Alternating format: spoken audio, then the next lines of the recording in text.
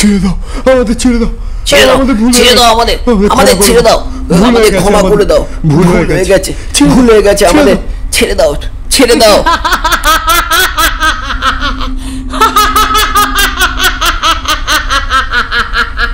না না না।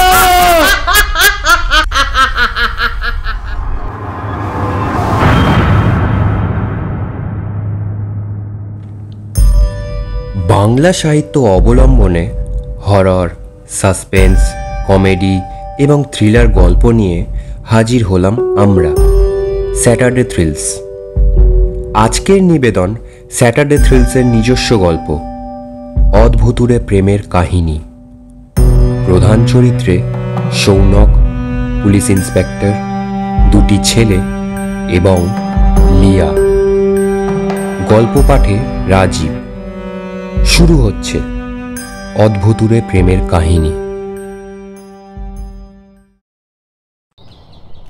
ঘরে বসে বিছানায় পা ছড়িয়ে টিভির চ্যানেল ঘোরাচ্ছি।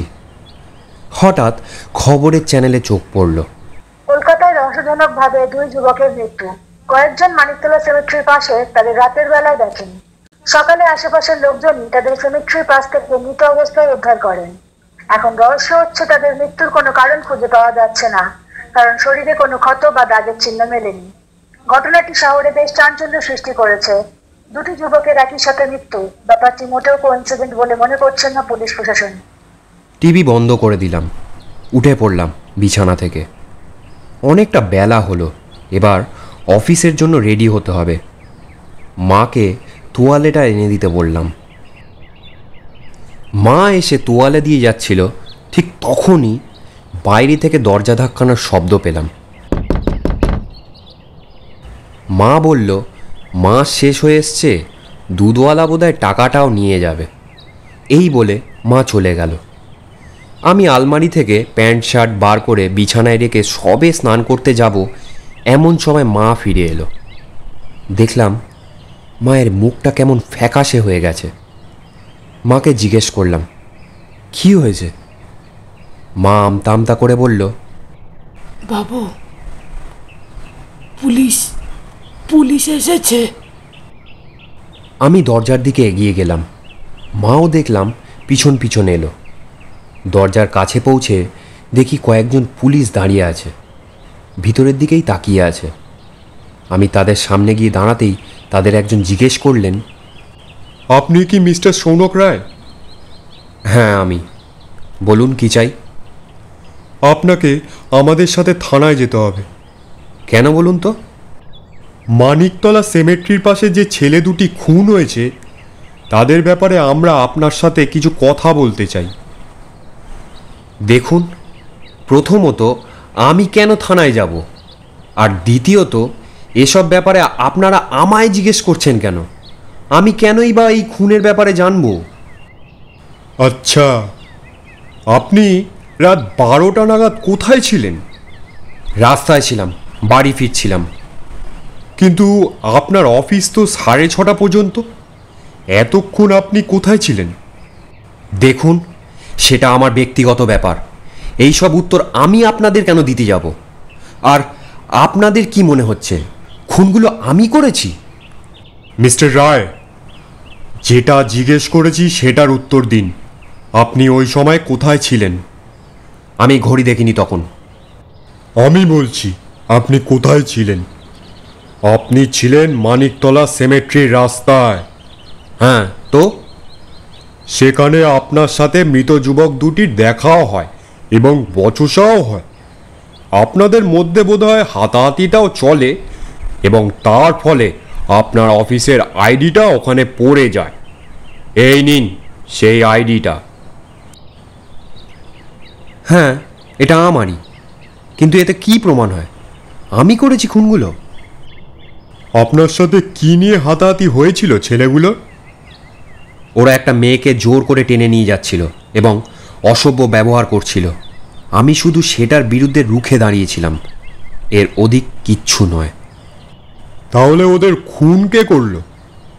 ওরা কি করে খুন হয়েছে তা আমি জানি না। আপনি তাহলে কিছুই বলবেন না?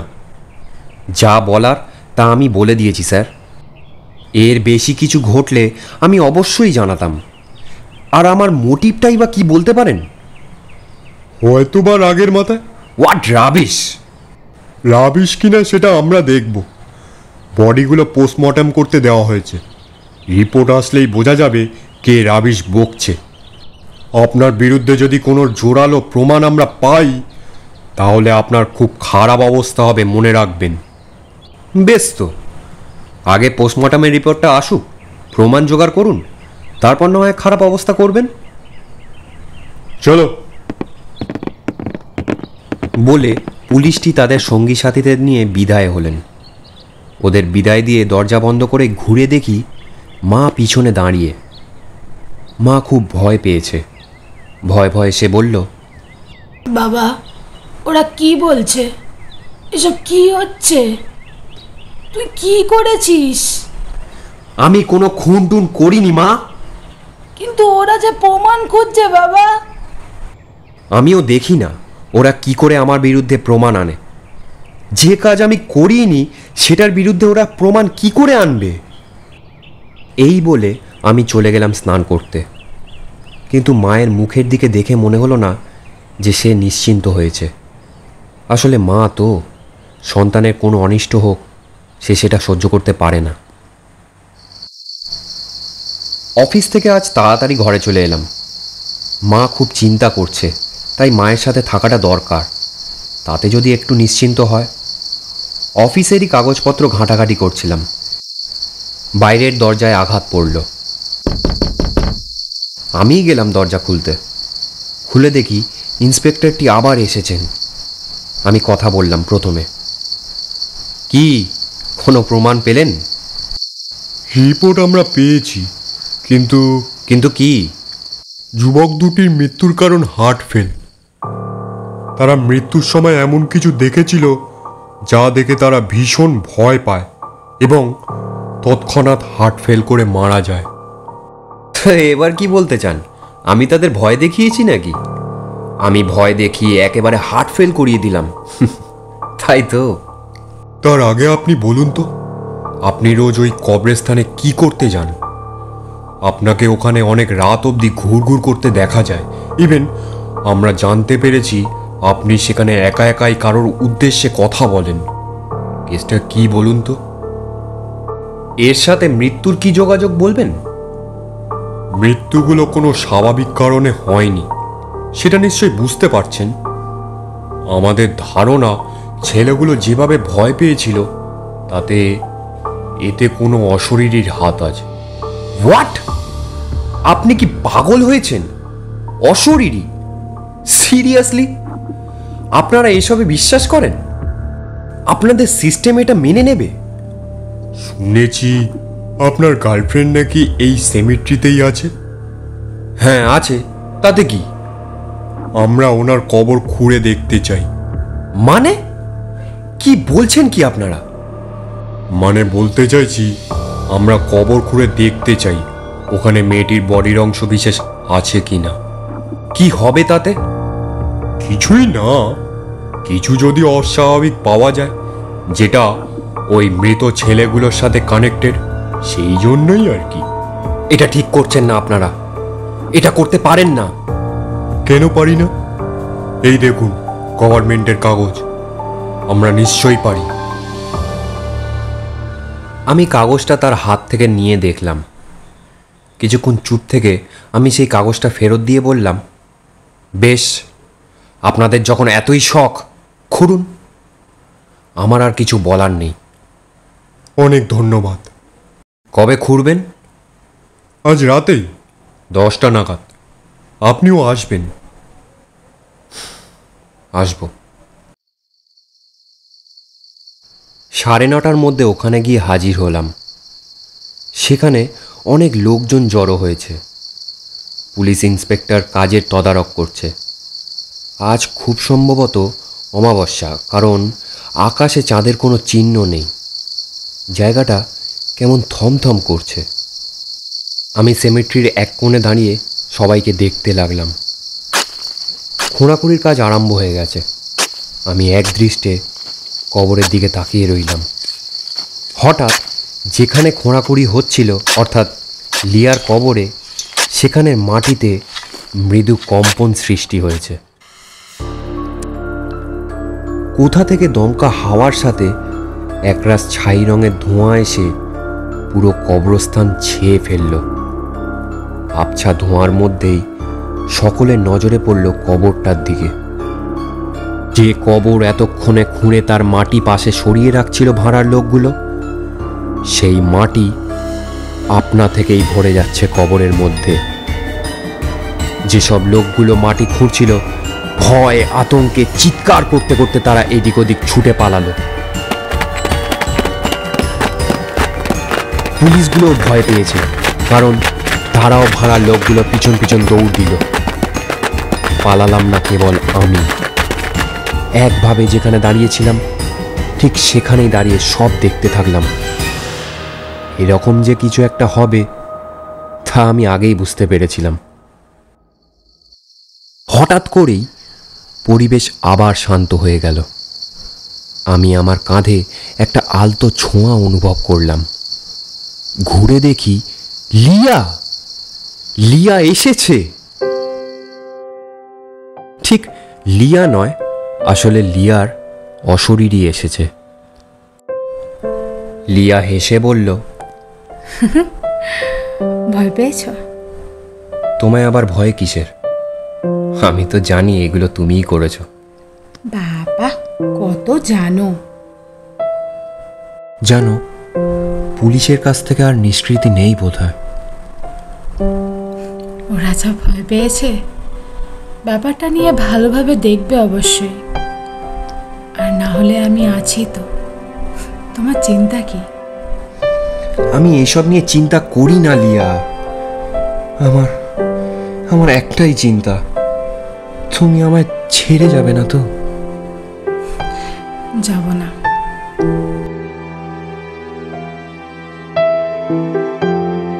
এক বছর হয়ে গেল, লিয়া নেই। একদিন হঠাৎই ও আমাকে একা করে দিয়ে চলে যায় না ফেরার দেশে।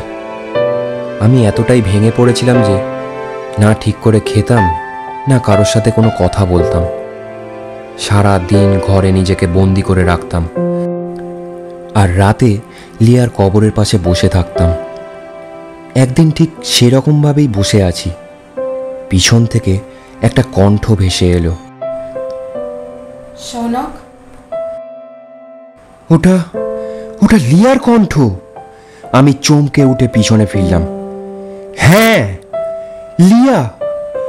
আমি সেই দিনও অঝরে কেঁদেছিলাম। কোথায় ছিলে লিয়া? কোথায় ছিলে তুমি? এতদিন আসোনি কেন? আমি রোজ তোমার জন্য অপেক্ষা করেছি, রোজ। এত দেরি করলে কেন লিয়া? এত দেরি করলে কেন? শৌনক, তুমি কেন রোজ রোজ এখানে আসো? আমি যে আর নেই শৌনক। এই তো তুমি এসেছো লিয়া।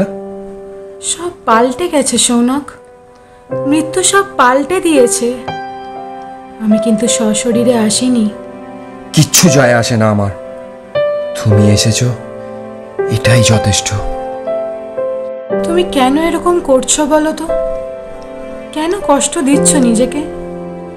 ঠিকভাবে খাচ্ছ না, কথা বলছো না কারোর সাথে, সব সময় ঘরে পড়ে আছো, আর রাত হলেই এখানে। কেন? তুমি এসে গেছো, ব্যাস। আর আমি ওসব করব না। তুমি কথা দাও, তুমি আমার সাথে সব সময় থাকবে, কথা দাও। অশরীরীদের একটা গণ্ডি আছে শৌনক, সেটা আমি পেরোতে পারি না। দিনের বেলায় আমার কোনো অস্তিত্বই নেই, কিন্তু আমি আসবো রাতে। তাতেই হবে, কথা দাও, তুমি কথা দাও। কথা দিলাম। এইভাবেই চলতে থাকলো। আমি আবার আগের মতো হয়ে গেলাম। নতুন একটা কাজেও যোগ দিলাম। হেসে খেলে থাকতে লাগলাম। রোজ অফিস থেকে ফেরার পথে আমি লিয়ার সঙ্গে দেখা করে তারপর বাড়ি ফিরতাম। এর আমি একদিন সেমেট্রির পাশে দুজনে হাঁটছিলাম। এমন সময় দেখি দুটো ছেলে একটি মেয়েকে জোর করে টানতে টানতে নিয়ে যাচ্ছে। আমি লিয়াকে ওখানে দাঁড় করিয়ে ছেলেগুলোর কাছে গিয়ে তাদের বোঝানোর চেষ্টা করলাম। এ ভাই, তোমরা এটা কি করছো? ছেড়ে দাও মেয়েটাকে, ছেড়ে দাও। তোর কি বে, চল ফট ফট এখান থেকে। এত কষ্ট করে একটা পাখি পেয়েছি আর উনি এসেছেন দালালি মারতে। এই বলে ছেলেটি এগিয়ে এসে আমায় সজোরে এক ধাক্কা মারল। আমি গিয়ে পড়লাম মাটিতে। তা দেখে লিয়া এগিয়ে এলো এবং বলল, এ কি, আপনারা একটি মেয়ের সাথে এমন করছেন কেন? ছেড়ে দিন। কোথায় নিয়ে যাচ্ছেন ওকে? ছাড়ুন বলছি, ছাড়ুন। আরে সাটা মামুনি, তোমার তো হেভি দেখতে। এবার তো আমরা তোমাকেও নিয়ে যাব। চলো চলো চলো, চলে এসো চলে এসো। বেশ তো, আমি যাব আপনাদের সাথে। আগে ওই মেয়েটিকে ছেড়ে দিন। ছেলেগুলো রাজিও হয়ে গেল। লিয়া আমার উদ্দেশ্যে বলল, সৌনক, যাও তুমি মেয়েটাকে ছেড়ে এসো ওর বাড়িতে। আমি লিয়ার কথা মতোই কাজ করলাম। মেয়েটিকে নিয়ে চলে আসছি, পিছন থেকে একটা ছেলে বলে উঠল, কি বয়ফ্রেন্ড তোমার মামুনি?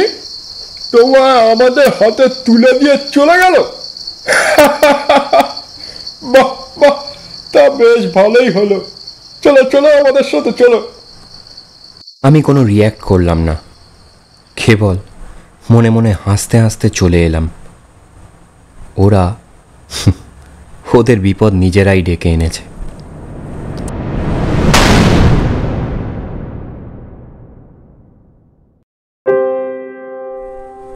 কিছু ভালোবাসা পরিণতি পায় না, কিন্তু ভালোবাসা কোনোদিনই থেমে থাকে না বা কমেও যায় না। ভালোবাসার শক্তি নাকি অপরিসীম। কেউ ভালোবাসার কাছে হেরে যায়, কেউ হেরেও জিতে যায়। শুনছিলেন অদ্ভুতুরে প্রেমের কাহিনী। গল্প পাঠে রাজীব।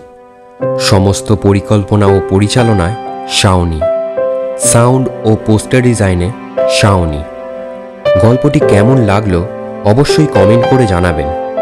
ভালো লাগলে অবশ্যই লাইক ও শেয়ার করবেন। আপনাদের একটি কমেন্ট আমাদের কাজে আরও উৎসাহ দেবে। আরও গল্প পেতে আমাদের চ্যানেলটিকে সাবস্ক্রাইব করুন। দেখা হবে পরের শনিবার নতুন এক গল্প নিয়ে, শুধুমাত্র স্যাটারডে থ্রিলসে। Keep listening.